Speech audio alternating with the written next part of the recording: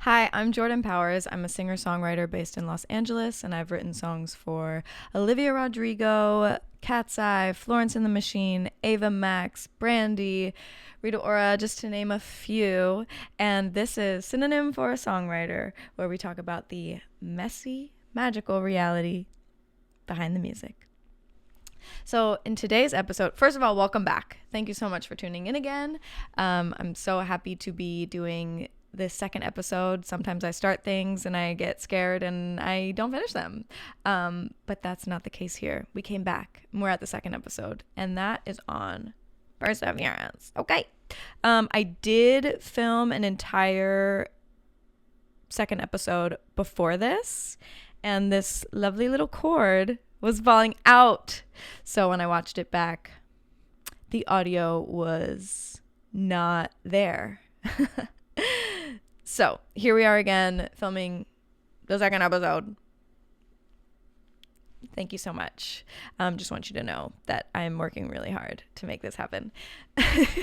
Anyway, in today's episode, I want to talk about a question that I get asked a lot by people who aren't in music. And I do love this question because it just goes to show like kind of how making music really can just be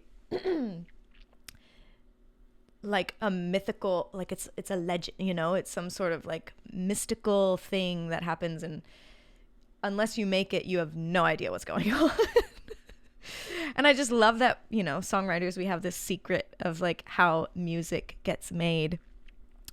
And people who don't make music, they're just like fascinated by it. So if you don't make music, I love you. Thank you so much for listening and asking these questions. I love them. But this is a question that is only asked by people who don't make music, and I want to answer it for them. Okay, are you ready for the question?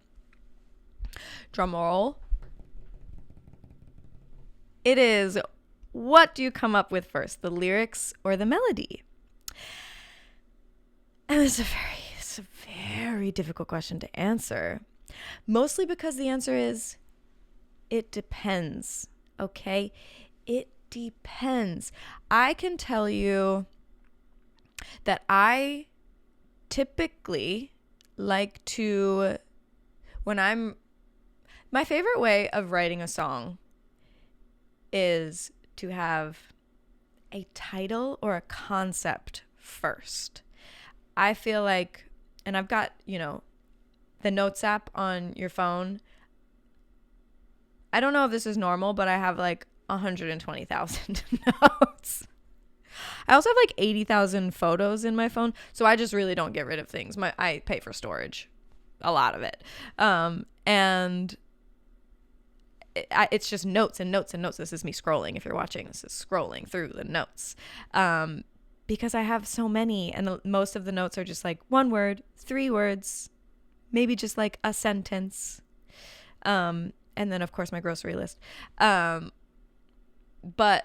I love to start with a concept. I feel like it gives you a target, and a lot of the times, like the other day, I heard the word forbidden randomly, and I was just like, ooh, that like hit something in me. I'm going to write it down, because words hold feeling, words are spells. And so they like evoke something within you, and obviously as a writer, you get very in tune to what words feel like. And this is getting a little woo-woo. I'm so sorry about that, but stick with me. We will land the plane. Oh, God. Sorry, just to say, I'm watching Love Story right now, and this show is amazing, okay? I can go off on a tangent. It's my podcast, okay? I'm watching Love Story. I love it. It's so good. I'm wearing a white button down, okay? Carolyn Bessette. Back to the music. Words hold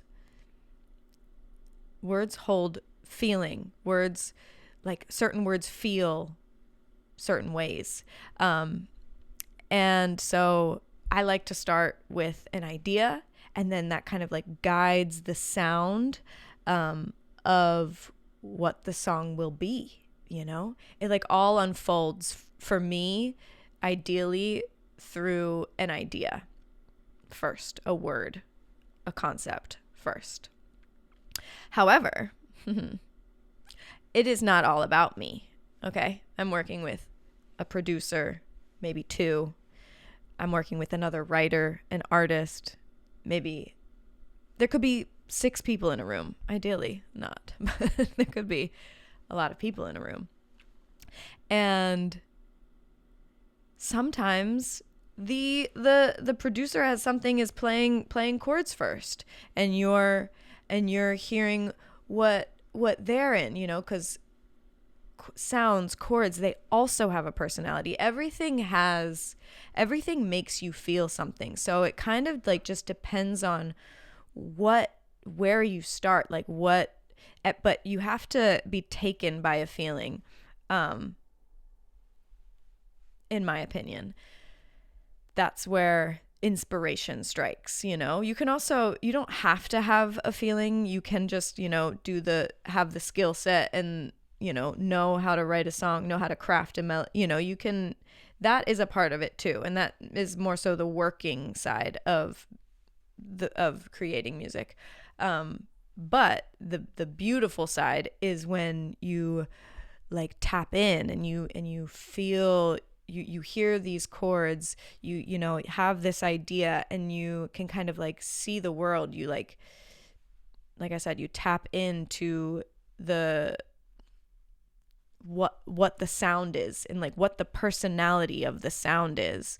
And so if that's how it's happening first, if the producer is coming up with chords first, and it's the production, the musicianship that is happening, that's the jumping off point, then I'll go into my notes again, and I will scroll, and I will find words that I feel match the essence of the sounds that I'm hearing.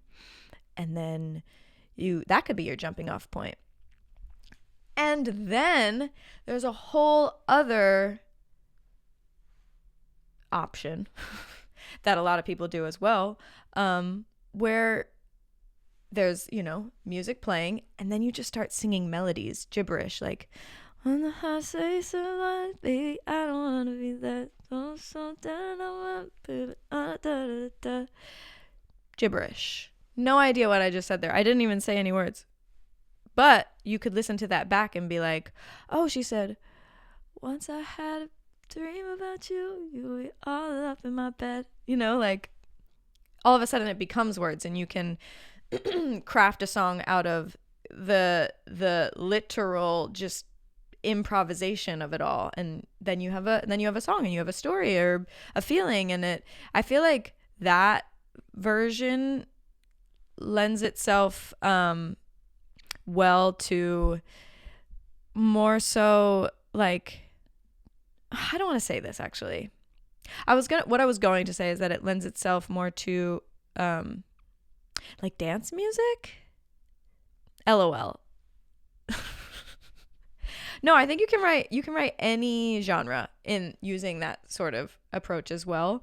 I find it harder to connect lyrically when you do it that way, because it just feels like you're trying to match syllables. So the sounds of the syllables, you're trying to just like fit a word that like matches those sounds. And sometimes that creates really cool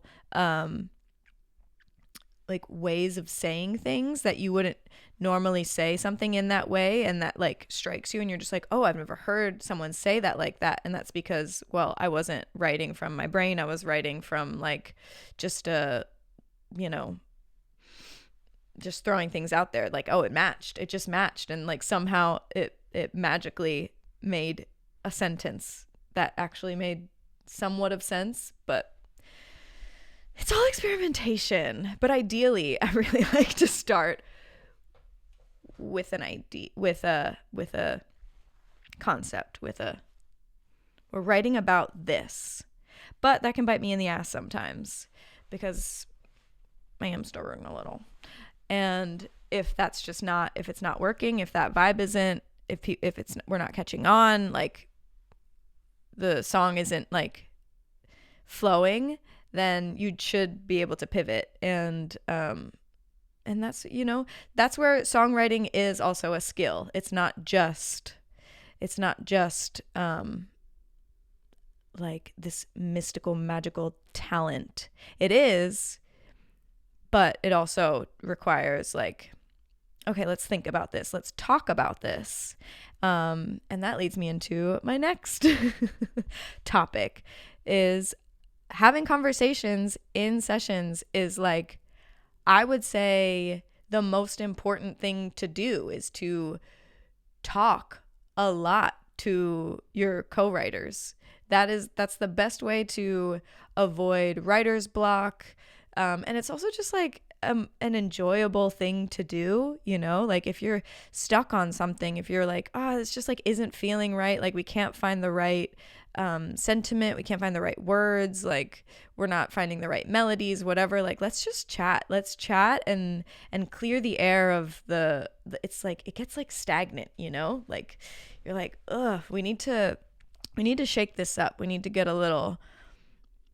some new energy in here. So then you just like start talking about the movie you saw over the weekend, or the weather. I'm probably not the weather or the traffic, please. But like, you know, a conversation that you had with someone, or just something you're going through. Whatever it is, just like start talking to each other. And you can, a lot of the time, that's where the song lives, is in the conversation. And when you're talking and there's no pressure about like writing lyrics and what the song is. Of course, you're there to write a song, but it can bring up new ideas, and it can connect you and your co-writer or the producer together, so that then, you know, the nerves or the jitters of like saying something that isn't quite right and then getting rejected, like that can go away, because it's like, oh, this person isn't here to hurt me. This person isn't here to judge me based on whether I'm a good writer or not. Like, we're here to write a song. That's a whole nother tangent. But yes, a conversation can, you know, create new ideas. I just think that if you're ever finding like you're getting stuck or something, like literally just start talking. Talk about yourself. Talk about what you've been through, where you're from. Especially if you're just meeting someone, like get to know each other. You can write songs. There's so many songs to write. There's so many songs to write, you guys. Anyway, back to the fear of being judged in a session. That, my friends, is very real. And that will, speaking from personal experience, that can like just completely take all of the inspiration, all of the magic, all of the good feeling out of a room. If you're sitting there in a session and you're afraid of being judged by the other people in the room, whether or not you're a good writer or whatever, is this a good line? Is this a good melody? Am I any good? You know, like the whole purpose of you being in that room is gone. You know, the purpose is to write a song. And I think when we get too wrapped up in who we might thinking about how we're being perceived in that room writing that song, it's just good luck. Like the purpose is to write a song. It's not about you. It's not about, and I'm literally speaking to myself when I say this. I'm not trying to be rude or anything, but it's just, you're there to write a song together. Like, it doesn't matter whether or not Johnny at the on the computer thinks you're a good writer. Like, of course, everyone wants a good song to come out of this, but like I said at the beginning, the song can come in so many different ways. There's no one right way to do something. So the only wrong thing to do is to yeah, like get in your own way and make the purpose of the session be anything but to write a song. You know, if it's like, oh, well, I want this person to like think I'm really good, you're already like setting yourself up for, I don't want to say failure, but just like you're setting yourself up for an uncomfortable situation, maybe an uncomfortable session, because it really doesn't matter what these people think of you. You know, you're just writing a song, and that's so fun and that's so beautiful. The fact that you're even in this room, you know, like it's an amazing thing. And I have had to work on this myself because I get scared. I get nervous, anxious about things. I'm like, I can feel myself getting feeling vulnerable right now talking about this and knowing that I'm going to put this out. I'm like, okay, I need to calm down. Like I'm just sharing this. Yeah. So don't mind me if I'm just holding my cheeks right now, but yes. This is what happens. This is actually, I am showing you exactly what would happen if I started thinking about myself too much and like what other people are thinking of me in a room. This is exactly what would happen. I would get bright red, my nervous system would go through the roof, and then you're not thinking about the song. Then it's no longer about the song and it's all about you, and it gets really scary for to even write the song because you're too concerned with what you're being rejected or what people are going to think about you. Okay, so I'm calming down. Thank you so much. That was really cool. I actually did that on purpose. I did that on purpose so you could see the manifestation of that like ego anxiety. And now I'm done and seen. But yeah, that is that is what a vulnerable moment looks like. And I would say other writers are like, we're all empaths to a certain degree. I don't want to say all, actually. I think there are some people who are songwriters that maybe aren't, and they don't have the compassion, and that's okay. Like they write different songs. They write different songs than me, okay? But typically you're in a room with people who like understand and if you're just like, hey guys, I'm having a moment and let's talk about it. Let's write a song about it. Some sessions are really hard. Some sessions you're like, whoa, I got really in my head and I don't even know if that was a good song at all. And you leave and you're just like, damn, like I didn't do my best. But what's funny about those sessions is that then maybe 3 days later you go re-listen to the bounce and you're like, wait, this song is amazing. I'm amazing. I don't need to feel like that.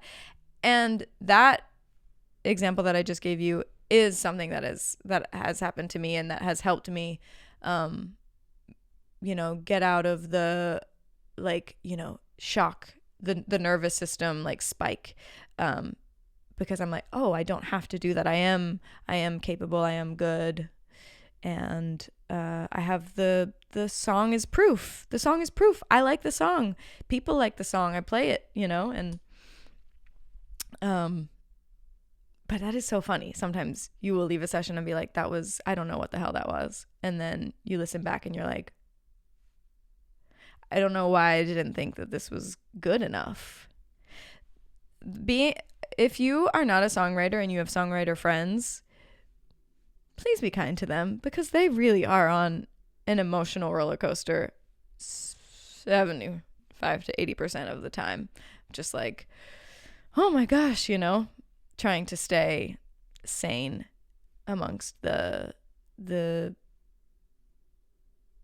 identity crisis that they're probably having on a regular basis. It's very cool. It's a very cool job. You feel a lot. But yeah, that is in a nutshell what writing a song, starting a song feels like. And sometimes finishing it feels horrible until I will say there also is the inverse of that, where you leave the session and you're like, that was so good. I love that idea. Like, that concept was fantastic. And I feel like that was just such a good session. I'm so excited about the song. And then you listen back and you're like, something's missing. Something I maybe didn't fully hit the mark that I wanted to. But what's good about that is that you can still rewrite that idea. And maybe it's just like a production thing, you know, there's salvaging that scenario. But, you know, the best is when you leave a session and I don't want to say this is the best, but it is better when you leave a session and you don't love it. And then a couple days later, you're like, wait, so good. We're all our own worst enemies, okay? And we have to persevere through it. That is really what it is. Being a songwriter is, you must be perseverant. Anyway, I feel like this has been a wild ride for me this episode. Thank you so much for watching, seeing what a real-time freak out looks like. And yes, I will see you guys next episode. Like, comment, subscribe down below, ask me questions, comments, concerns. This has been interesting. Anyway, I'm Jordan Powers. Thank you so much for watching this episode of Synonym for a Songwriter. I will see you again next time.